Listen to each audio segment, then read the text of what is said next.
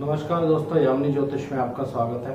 तो आज दोस्तों मैं आपको एक बहुत ही डिफरेंट स्टाइल से कुंडली देखना सिखा रहा हूँ। और अभी रिसेंटली कुछ उनको हेल्थ इश्यूज हुआ था, तो इस कुंडली पे मैं आपको बहुत सारे टिप्स जो हैं वो बताने जा रहा हूँ। कैसे हेल्थ इश्यू आता है, क्या दशा उसमें आती है, किस तरह से फिर प्रोग्रेस करती है और क्या उसमें सेविंग फैक्टर होता है। हेल्थ इश्यू तो आ गया था, लेकिन डॉक्टर्स के रिकमेंडेशंस के बाद कि ऑपरेशन करना पड़ेगा, लेकिन ऑपरेशन नहीं हुआ। क्या हमें उसमें चीज़ें जो है देखनी पड़ती हैं, उसमें लग्नेश बहुत इम्पॉर्टेंट रोल प्ले करते हैं।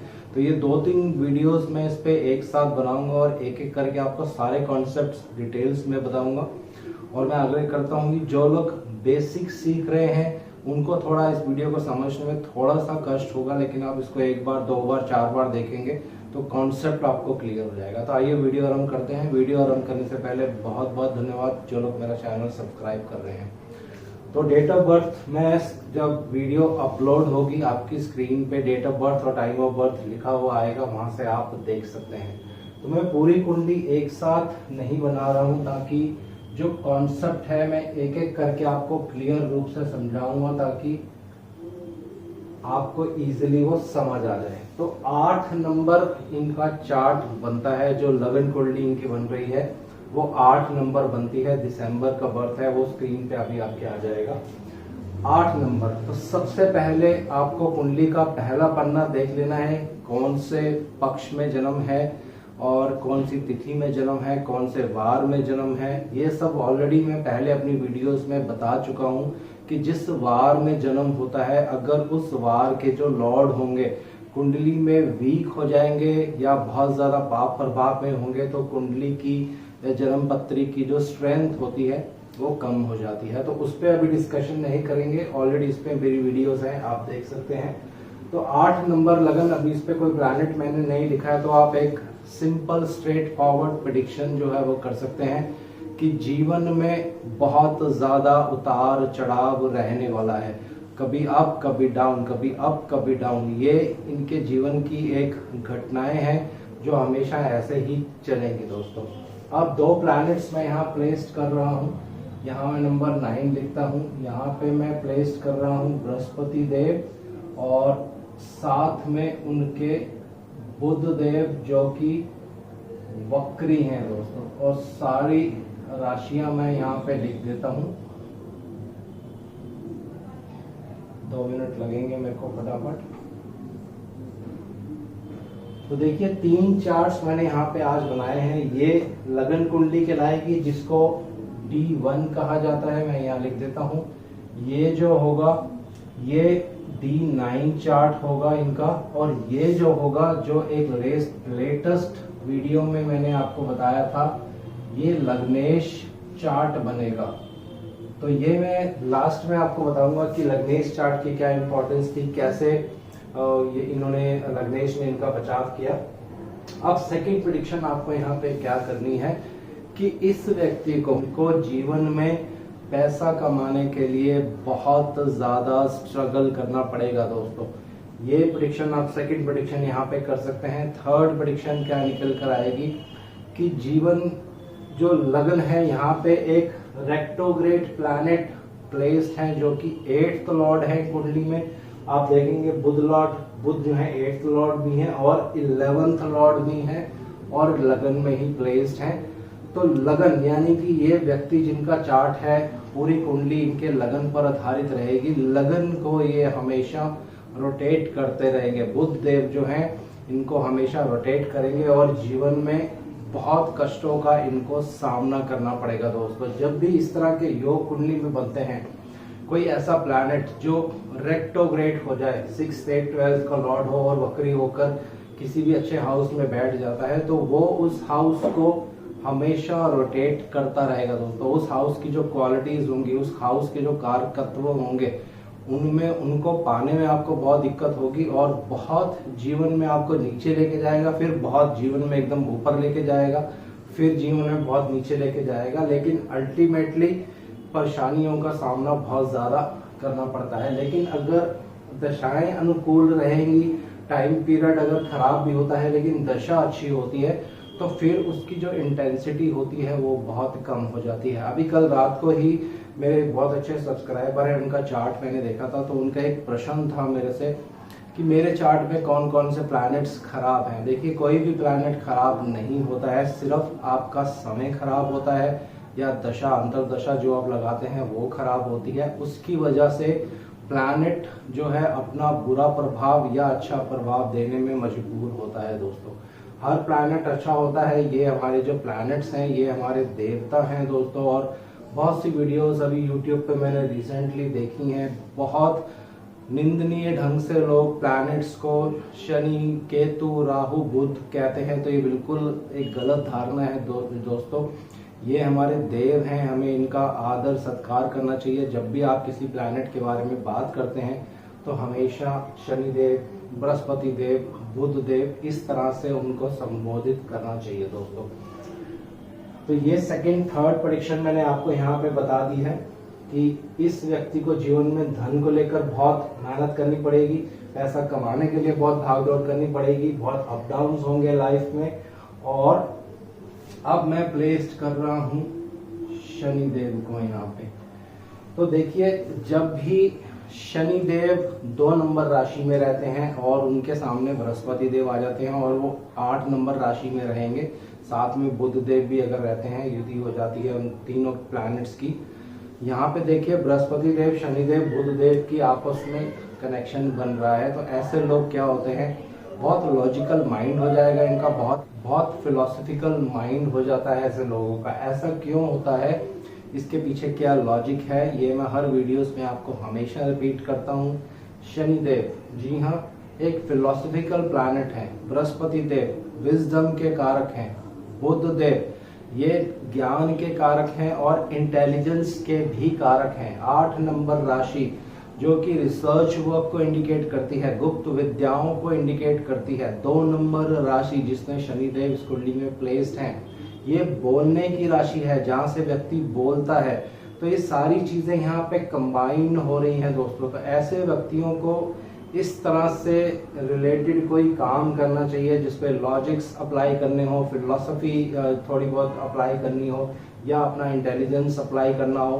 तो ये दोनों ही प्लैनेट्स, बृहस्पति देव और शनिदेव, जस्टिस को भी इंडिकेट करते हैं। तो अगर आप इस तरह का काम करेंगे, कोई कोर्ट कचहरी रिलेटेड या कोई एस्ट्रोलॉजी रिलेटेड, तो उसमें आपको बहुत ज़्यादा सफलता मिल जाएगी। और 100% अगर दशा अच्छी होगी तो उस चीज़ से आपको बहुत लाभ मिलेगा। तो ये 4 प्रेडिक्शंस मैंने अभी कुंडली से कर दी हैं, बाकी प्लैनेट्स मैं यहाँ पे नहीं लिख रहा हूँ। बहुत से मेरे सब्सक्राइबर्स हैं, उनकी एक क्वेरी थी कि सर नवांश के बारे में कुछ बताइए। तो आज मैं आपको लगन कुंडली और नवांश कुंडली दोनों को ऐड करके कैसे प्रेडिक्शंस निकाली जाती हैं ये बताऊंगा। और इसको मैं 2-3 वीडियोस में कवर करूंगा और डिटेल्स बताऊंगा और प्लैनेट्स आपको बताऊंगा कहाँ कहाँ पे प्लेस्ड हैं, क्या उसका रिजल्ट होता है, कौन सी दशा चल रही थी तो इनको मेंटल स्ट्रेस हुआ, कौन सी दशा चल रही थी तो ये हॉस्पिटल में एडमिट हो गए। तो सारी डिटेल्स जो हैं नेक्स्ट वीडियोस में आपको बताऊंगा। तो अब मैं आपको नवमांशा जिसको आप कहते हैं उसके बारे में कुछ बताता हूँ, कैसे इन दोनों को कंबाइन करना है। तो पहले आप ये समझ लीजिए कि नवमांश होता क्या है। जी हाँ, एक राशि 30 डिग्री की होती है। जब उसको 9 पार्ट्स में डिवाइड कर देते हैं तो वो D9 चार्ट जिसको आप कहते हैं नवमांश चार्ट आपका बन जाता है। अब नवमांश चार्ट आपने बहुत जगह पढ़ा होगा, बहुत यूट्यूब पे चैनल्स भी देखे होंगे, सब में यही कहा जाता है कि मैरिज के लिए देखा जाता है। जी हाँ, मैरिज के लिए भी देखा जाता है, लेकिन इसका एक और बहुत बड़ा रोल होता है। अब मैं आपको थोड़ा सा पीछे लेके जा रहा हूँ, इस सेंचुरी में नहीं, थोड़ा बैकग्राउंड 1980s 70s में लेके जा रहा हूँ। जब व्यक्ति का विवाह होता था उस पीरियड में ऐसी एक कहावत थी और कहा जाता था कि जब एक लड़के का विवाह होगा तो उसका भाग्य उदय हो जाएगा, लक्ष्मी घर में प्रवेश करेगी। जी हाँ, तो ये बहुत इम्पोर्टेंट ये पॉइंट है। अगर आप शिव पुराण, गरुड़ पुराण पढ़ेंगे तो उसमें भी इस तरह के पॉइंट्स आपको पढ़ने को मिल जाएंगे। तो नवमांश व्यक्ति के भाग्य उदय के लिए भी देखा जाता है। आपका भाग्य आपका कितना साथ देने वाला है, ये नवमांश पे बहुत ज्यादा डिपेंड करता है। सिर्फ आपको जो टेक्निक है वो लगानी आनी चाहिए। तो उसमें मैं आपको एक टेक्निक अभी बताने जा रहा हूँ, कैसे आपको चीजों को देखना है। तो देखिए 11 नंबर जो है इनका नवमांश में लगन आएगा। 12 नंबर यहाँ लिखेंगे, 1 2 3 4 5 6 7 8 9 और 10। तो अब देखिए आपको क्या करना है। लगन कुंडली में आपको 9th हाउस में जो राशि है वो ले लेनी है। यहाँ पे 9th हाउस, ये 9th हाउस है, ये नवम भाव है, 9th भाव इसको कह लेते हैं। 9th हाउस जो होता है आपके भाग्य को इंडिकेट करता है, आपके पिता को इंडिकेट करता है और धर्म रिलीजन को इंडिकेट करता है दोस्तों। तो और बहुत सी चीजें हैं। 9th हाउस फॉरेन कंट्री को भी इंडिकेट करता है, फॉरेन ट्रेवल को भी इंडिकेट करता है, जहां से आप धार्मिक यात्राएं करेंगे उसको भी इंडिकेट करता है, आपके जो यंगर सिबलिंग्स होंगे उनकी वाइफ को इंडिकेट करता है। तो बहुत सी चीजें अगर एक एक करके बताना स्टार्ट करूंगा तो वीडियो बहुत लंबी हो जाएगी, तो इसको कट शॉर्ट कर रहा हूं। सिर्फ भाग्य को लेते हैं। 9th हाउस आपका भाग्य है। तो यहाँ जो राशि है उस राशि को आपको देखना है कि वो नवमांश में कहाँ पे आ रही है। अभी कोई प्लैनेट इसमें मैं नहीं लिख रहा हूँ दोस्तों। नवमांश में देखेंगे तो 4 नंबर राशि आप 6th हाउस में आ रही है। ये लगन बनेगा नवमांश का और ये छठा भाव होता है जहाँ पे मैंने ये सर्कल किया है, ये छठा भाव है नवमांश कुंडली का। तो प्रिडिक्शंस और कनेक्शंस आप अब कैसे यूज करेंगे ये मैं आपको बताने जा रहा हूँ। भाग्य के स्वामी, भाग्य की जो कुंडली होती है नवमांश कुंडली, उसमें छठे भाव में आ गए हैं दोस्तों। तो भाग्य में रोग लिखा है, भाग्य में ऋण लिखा हुआ है, भाग्य में बहुत ज्यादा कष्ट लिखे हुए हैं, एक्सीडेंट होने के भी योग यहाँ पे दिख जाएंगे। जब प्लैनेट्स पूरे मैं लिखूंगा तो आपको बताऊंगा कि कैसे एक्सीडेंट के योग भी इस कुंडली में बहुत क्लियर से आपको दिखेंगे। तो इस तरह से आपको प्रेडिक्शंस जो है वो करनी है।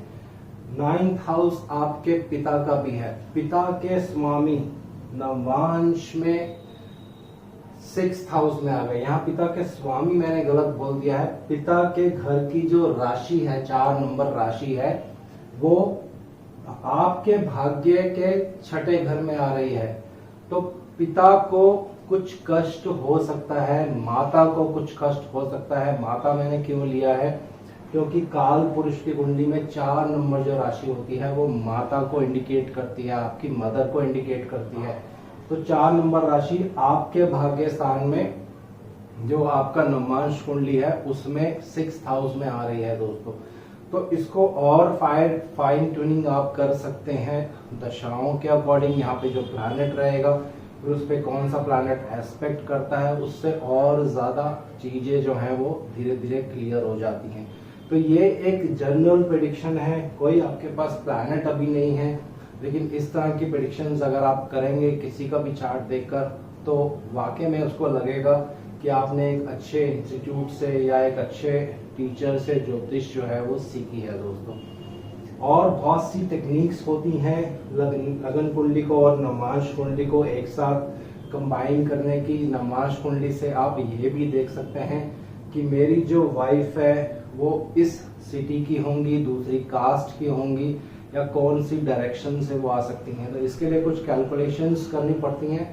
जब समय मिलेगा तो वो भी आपको मैं धीरे धीरे वीडियोस बना दूंगा ताकि आपका जो ज्ञान है वो इम्प्रूव हो जाए, आपकी जो प्रेडिक्शन लेवल्स हैं वो इम्प्रूव हो जाए दोस्तों। अब मैं आपको नवमांश में ही एक और बहुत इम्पोर्टेंट चीज बताने जा रहा हूँ।